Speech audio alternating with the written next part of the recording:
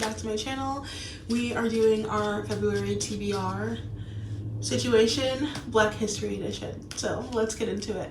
I want to talk to you guys about my February TBR. I'm gonna do things just a little bit differently. Normally I do my TBR jar and I kind of build my list based on things I know I'll finish. And I have realized that that's allowed me, or that's not allowed me, to read as many books as I want to, because I will purposely not pick up certain books because I know like this month's gonna be weird, or I'm gonna have a weird like week or two, and so it's unlikely that I'll finish this. And so then I completely negate and like leave certain books alone, and I just don't like that. And so instead I've created a little reading framework. I will still do the TBR jar thing, not probably for this month, but definitely for March when I get the rest of my new books popped into there. But that's not exclusively how I want to create my TBR. I also want to create it more thoughtfully. And so essentially this system helps me stay connected to my books without turning it into an optimization situation, and it allows me to just to taste test more things. I don't know. So here's how we're gonna do it.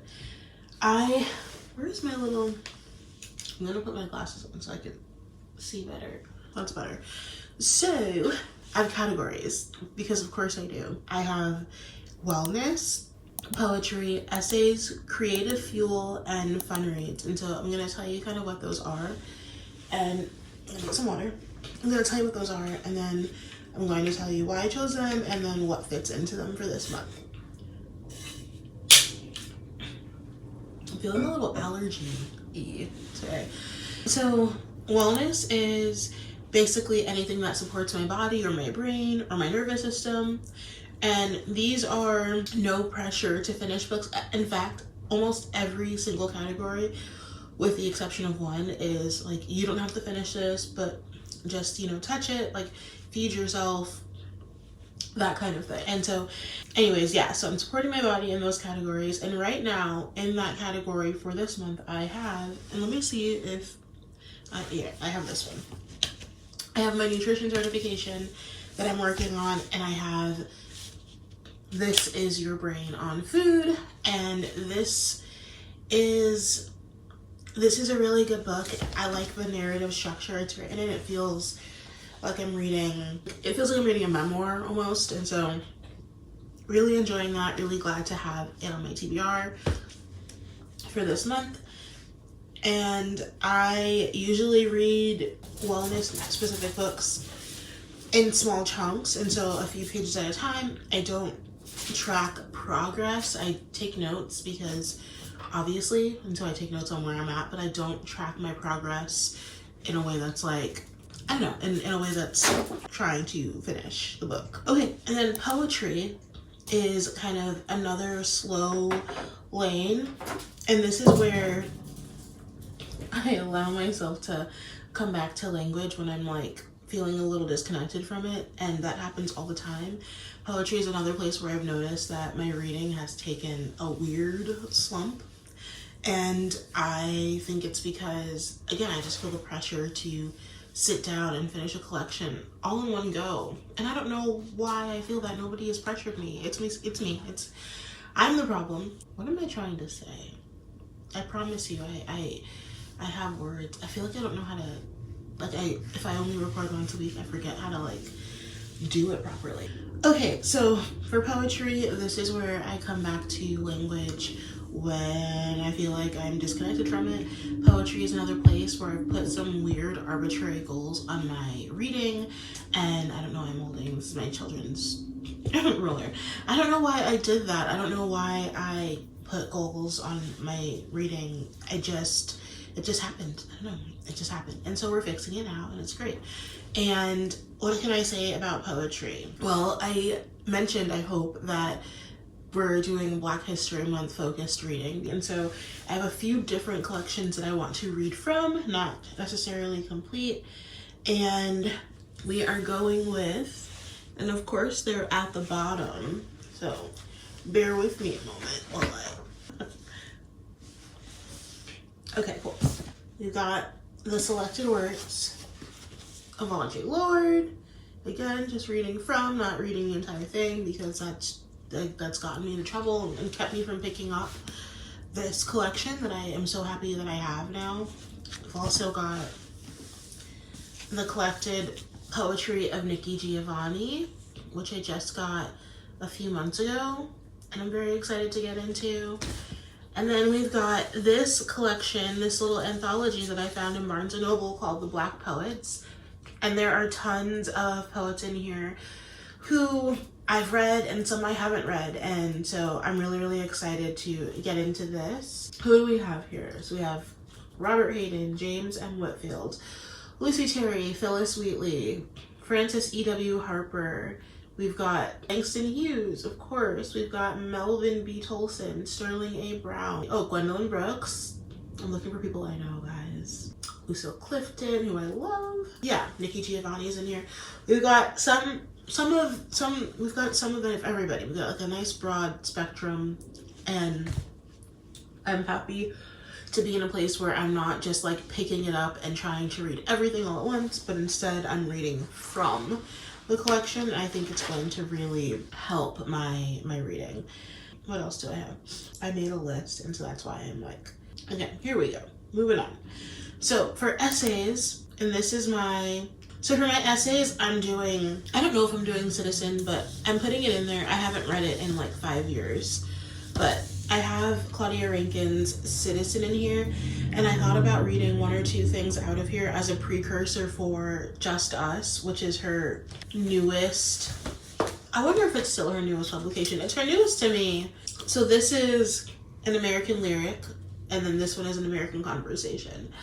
And I really love Claudia Rankine because she's like a poetic essayist. Like, she's a poet and she's an essayist, and so and she's kind of an artist because the way that she puts a lot of the pieces together, there's art criticism, there's photography, there's like, it's a part of the essay itself in a way that I've never personally experienced in reading essays or criticism. Like, it's gonna be a good time. I'm gonna enjoy it. I'm very excited to get into it. So again, like, I'll read maybe one thing from this and then a chunk from here, and it'll be a like read an essay, ponder, think, come back kind of thing.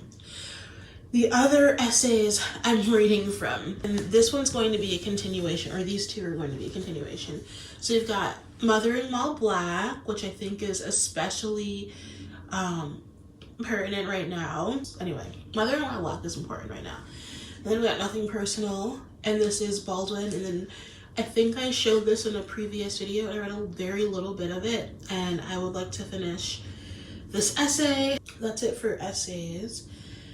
And then Creative Fuel, and this is kind of like memoir and nonfiction, and so this is the section of my writing that kind of directly supports my own autobiographical writing and helps me like think about my interior voice. And I would consider all of these categories like very sacred, but I would consider this almost as sacred as like poetry to me, because it's I mean, they all kind of are, but they're helping me settle into my own like deep contemplation.